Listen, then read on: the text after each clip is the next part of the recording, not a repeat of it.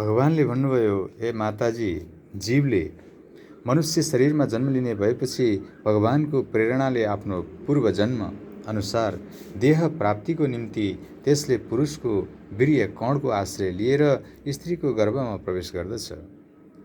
स्त्रीको उदरमा पुगेपछि त्यो एक रातमा कलल वीर्य र रज मिलिएको रूप बन्दछ। 5 रातमा पानीको फोका जस्तै बाटुलो हुन्छ। 10 रातमा बयरको फल जत्रो आकार भएको र केही सारो हुन्छ।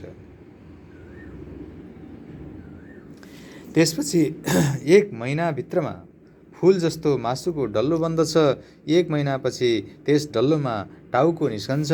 2 महिनामा हात खुट्टा आदि अङ्गको विभाग हुन्छ।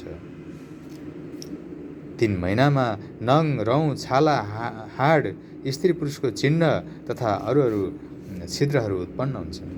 4 महिनामा त्यो चर्म, मांस, रक्त, नाडी, मज्जा, मेदा, अस्थि यी 7 धातुले युक्त हुन्छ। 5 महिनादेखि भोक प्यास लाग्न थाल्दछ। 6 महिनाको भएपछि जरायु नाम गरेको छालाको जालोले बेरिएर आमाको दाहिने कोखामा घुम्न थाल्दछ। यसपछि आमाले खाएको अन्न जलले उसका सबै धातुहरूको पुष्टि हुन थाल्दछ र त्यो जीव कीटादिहरूको उत्पत्तिको स्थान मलमूत्रले परिपूर्ण भएको माताको गर्भरूप खाल्डोमा सुतिरहन्छ। त्यहाँका भोका किराहरूले बारम्बार उसको सम्पूर्ण शरीरलाई चिथरेर घाउ पारिदिन्छन् र शरीर सुकुमार हुनाले अत्यन्त पीडा भएर छिनछिनमा त्यो मूर्छा पर्दछ। आमाले खाएको तितो, पिरो, तातो, नुनिलो, टर्रो, अमिलो आदि उग्र पदार्थको स्पर्शले गर्दा उसको सम्पूर्ण शरीरमा पीडा हुन थाल्दछ। माताको गर्भाशयमा भित्र जालोले तथा बाहिर आमाको आन्द्राले त्यो जीव बेरिएको हुन्छ। त्यसको टाउको कोखातिर अडिएको हुन्छ। पिठ्यौँ र घाँटी भने दोब्रिएर डल्लो जस्तो परेको हुन्छ। यसै प्रकारसँग पिजडो भित्र थुनिएको चरो झैँ त्यो बिल्कुलै पराधीन हुन्छ।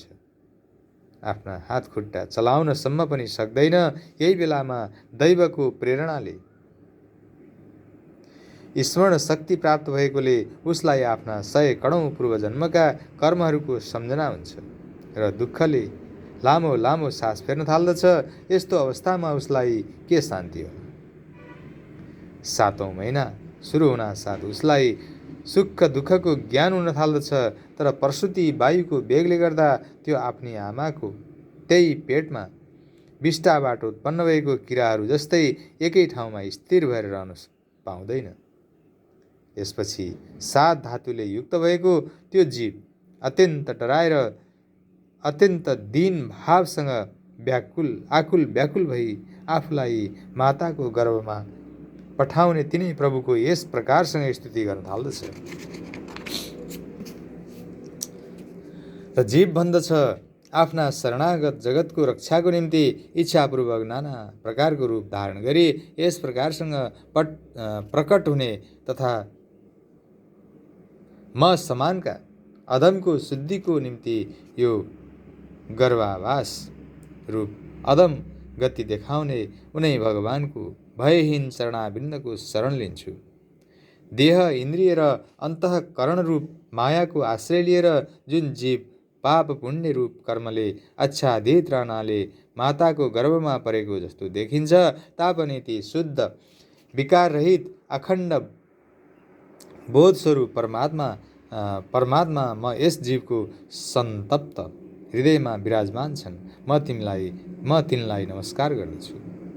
ती परमेश्वर वास्तवमा शरीरादिले रहित भए तापनि अविद्याले गर्दा यो पञ्चभूतले रहित शरीर लिप्त भए जस्तो देखिन्छ। यही अविद्याले गर्दा इन्द्रिय गुण इन्द्रियहरूका विषय र चैतन्य स्वरूपले ती स्थित भएका जस्ता देखिन्छन्। तर वास्तवमा उनी यी सबैदेखि भिन्न र यिनका प्रवर्धक हुन्। शरीरादिको आवरणले जसको महिमा कुण्ठित हुँदैन, ती प्रकृति र पुरुषका नियन्ता सर्वज्ञ परम पुरुषको म वन्दना गर्दछु। उनैको मायाले मोहित भई यो जीव अनेक प्रकारका सत्वादि गुण र कर्मको बन्धनले युक्त भएर यस संसार मार्गमा किसिम किसिमका क्लेश भोग्दै भड्किरहन्छ। अतः तिनै परम पुरुष परमात्माको कृपा नभई यस जीवलाई अरू कुनै उपायले आफ्नो स्वरूपको ज्ञान हुन सक्ला?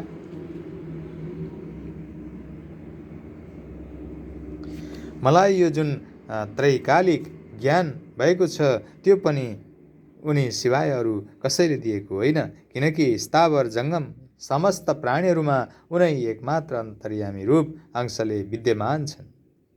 अतः जीव संज्ञक कर्म पदवी पाएर कर्म गर्नको लागि यस संसारमा उपस्थित भएका हामी जीवहरू आफ्नो तिनै प्रकारको ताप शान्त गर्न उनैको भजन गर्दछौँ। हे भगवान, अर्काको अर्थात् माताको शरीरको मलमूत्र र रगतको कुवा स्वरूप उदरमा परिराखेको त्यो देहधारी जीव उसको जठराग्निले अत्यन्त सन्तप्त भइराखेको छ। अब यताबाट निस्कने इच्छाले त्यो आफ्नो महिना गनिराखेको छ। हे दयानिधे, अब यो दिनलाई तपाईँले कहिले यताबाट बाहिर झिक्नुहुन्छ? हे भगवान, हो तसर्थ तपाईँ समानको परम उदार अरू को हुन सक्छ? हे दीनबन्धु, आफूले गरेको यस उपकारबाट नै प्रसन्न होइबक्सियोस्। हात जोड्नुभन्दा बाहेक अरू कुनै किसिमले पनि त्यस उपकारको बदला कसैले दिन सक्ला त? हे प्रभु, पशु योनिमा उत्पन्न भएका संसारका अरू जीव त आफ्नो शरीरमा हुने केवल दुःख सुखको अनुभव गर्दछन्, तर मैले त तपाईँको कृपाले सम दम आदि श्रेष्ठ गुणको सञ्चय गर्ने शरीर पाएको छु। अतः तपाईँबाट बक्सिएको बुद्धिद्वारा आफ्नो शरीरको बाहिर तथा भित्र हृदयमा व्याप्त रहने पुराण पुरुष तपाईँलाई अहङ्कारको अधिष्ठाता रूपले प्रत्यक्ष अनुभव गर्दछु। हे भगवान, यस गर्भाशयमा अत्यन्त कष्ट भोगिरहेको छु तापनि मलाई यहाँबाट झिकेर संसार रूप अन्धकूपमा खस्ने बिल्कुलै इच्छा छैन, किनकि संसार चक्रमा पर्ने प्राणीलाई तपाईँको मायाले घेरिहाल्दछ र यसले गर्दा उसलाई देहादिमा अङ्ग बुद्धि हुन जान्छ, अहम बुद्धि हुन जान्छ र यसको फल फेरि यस संसार चक्रमा भोग्नु पर्दछ। तसर्थ व्याकुलतालाई छाडेर हृदयमा विष्णु भगवानको चरण स्थापित गरी आफ्नो श्रित आत्मा र बुद्धि रूप सारथीद्वारा चाँडै नै आफूलाई यो संसार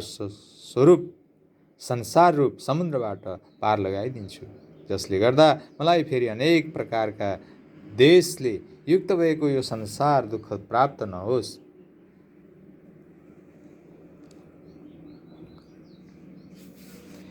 कपिल भन्नुहुन्छ, हे माता, जब त्यो 10 महिनाको जीव गर्भमा नै यस प्रकारसँग विवेक सम्पन्न भएर भगवानको स्तुति गर्दछ, त्यसबेला प्रसव कालको वायुले त्यो अधोमुख बालकलाई तुरुन्तै गर्भको बाहिर फ्याँकिदिन्छ।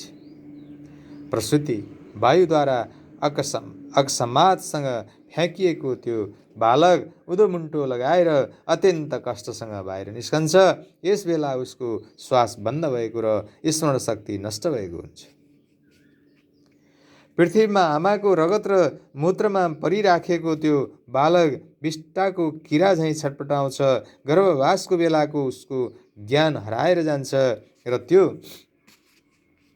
विपरीत गति अर्थात् देहाभिमान रूप अज्ञान दशामा प्राप्त भई रुन थाल्दछ। यसपछि उसको अभिप्राय नबुझेको मानिसद्वारा उसको पालन पोषण हुन थाल्दछ। तसर्थ उसले उनकै अधीनमा रहनु पर्दछ। यस अवस्थामा उसलाई जो प्रतिकूलता पर्दछ त्यसलाई समेत रोक्ने शक्ति उसमा हुन्न।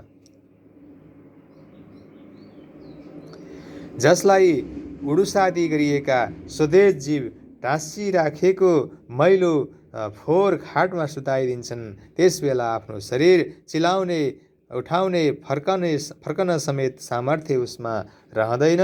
जसरी ठुलो किराले सानो किरालाई टोक्दछ, त्यसै गरी गर्भवासको ज्ञान बिर्सेको, रोइराखेको, कमलो छाला भएको त्यस बालकलाई डाँस लामखुट्टे उडुसहरूले टोक्दछन्। यस प्रकारसँग बाल्य र कौमार अवस्थाको दुःख झेलेर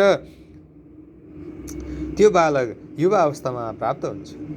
यस अवस्थामा आफूले इच्छा गरेको वस्तु नभेट्टाएमा उसलाई अज्ञानले गर्दा रिस उठ्दछ र शोकले व्याकुल पार्दछ। देहाभिमानको साथसाथै बढेको रिसले गर्दा आफ्नै नाश गर्नको निम्ति त्यो आफू समानका जो कामी पुरुष छन् तिनसँग शत्रुता गर्न थाल्दछ। अज्ञानका वशमा परेकाले त्यो मन्दमती प्राणी बारम्बार पञ्चभूतले बनेको मिथ्या शरीरमा महु मेरो हो यस प्रकारको बुद्धि गरेर असत आग्रह गर्न थाल्दछ। अविद्या र कर्म बन्धनले जकडिएको यसको जुन शरीरले यसलाई वृद्धावस्था आदि गरिएका नाना प्रकारको कष्ट मात्र दिन्छ तथा जसमा आसक्त भएकाले यसले बारम्बार जन्म मरण रूप संसार चक्रमा पर्नु पर्दछ। त्यही शरीरको पछि लागेर यो नाना प्रकारको कर्म गरिरहन्छ।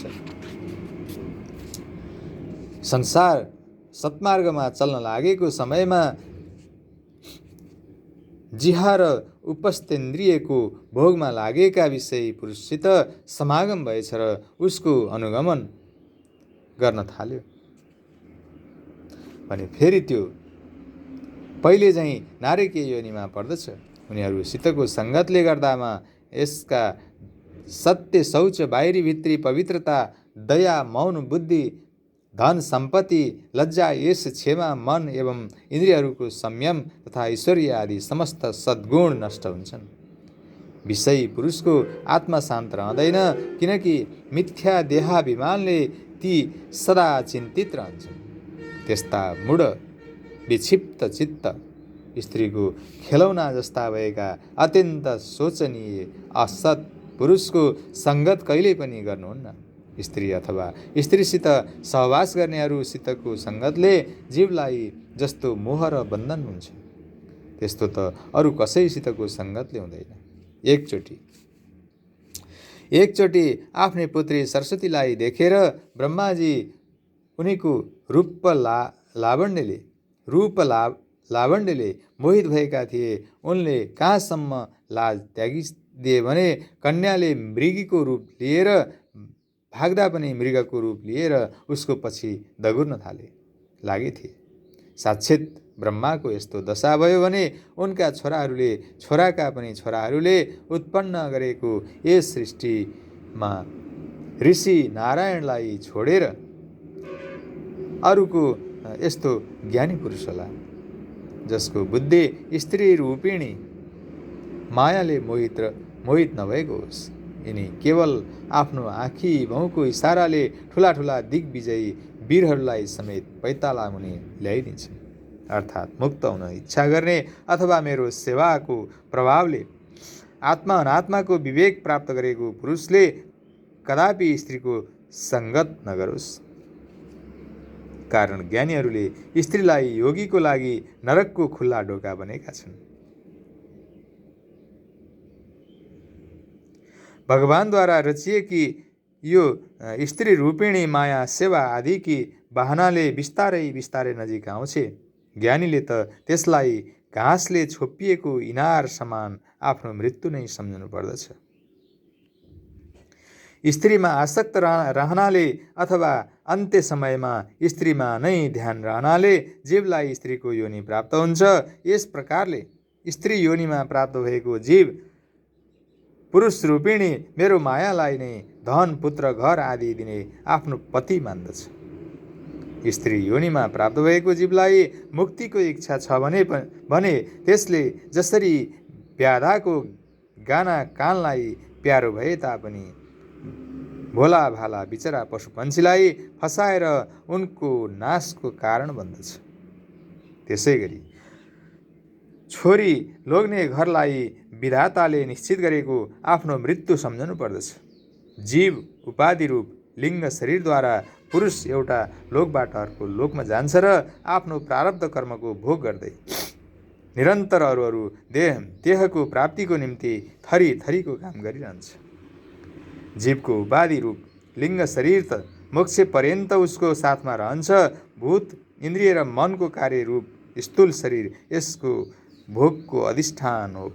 यी दुवै परस्पर सङ्गठित भएर काम नगर्नु प्राणीको मृत्यु हो र यी दुवैको सँगसँगै प्रकट हुनु जन्म हो। अथवा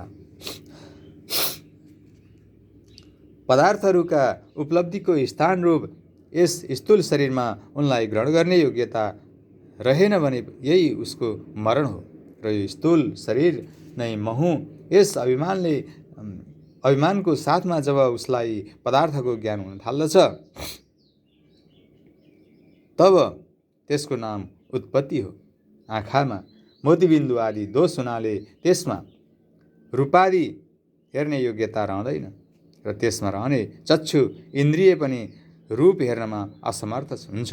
जब आँखा र आँखामा रहने इन्द्रिय दुवै रूप हेर्नमा असमर्थ हुन्छन् तब ती दुवैको साक्षी रूप जीवमा पनि यो योग्यता रहँदैन। ठिक त्यसै गरी स्थूल शरीरको असमर्थता नै सूक्ष्म शरीरको असमर्थता हो। यही जीवको मृत्यु हो। स्वतः जीव त कहिल्यै पनि मर्दैन। यसकारण मुमुक्ष पुरुषले मृत्युदेखि डराउनु जीवनमा दीनता एवं जीवनको निम्ति प्रयत्न गर्न उचित होइन। जीवको यस प्रकारको स्वरूप बुझेर धैर्यपूर्वक निसङ्ग भावले पृथ्वीमा विचरण गर्नुपर्दछ। यस मायामय संसारमा जीवले अवश्य रहनुपर्दछ। तर मुक्त हुनको निम्ति त यो योग र वैराग्यले सम्यक भएको ज्ञानमयी बुद्धिले शरीरको आस्था एवं आसक्ति छाडेर विचरण गर्नुपर्दछ, नत्र त छिन छिनमा पतित हुने सम्भावना रहन्छ भन्ने कथा श्रीमद् भागवत महापुराणको 3 स्कन्धको 31औं अध्यायमा वर्णन गरियो। हरे नमः। श्री कृष्णार्पणमस्तु। ओम नमो भगवते वासुदेवाय।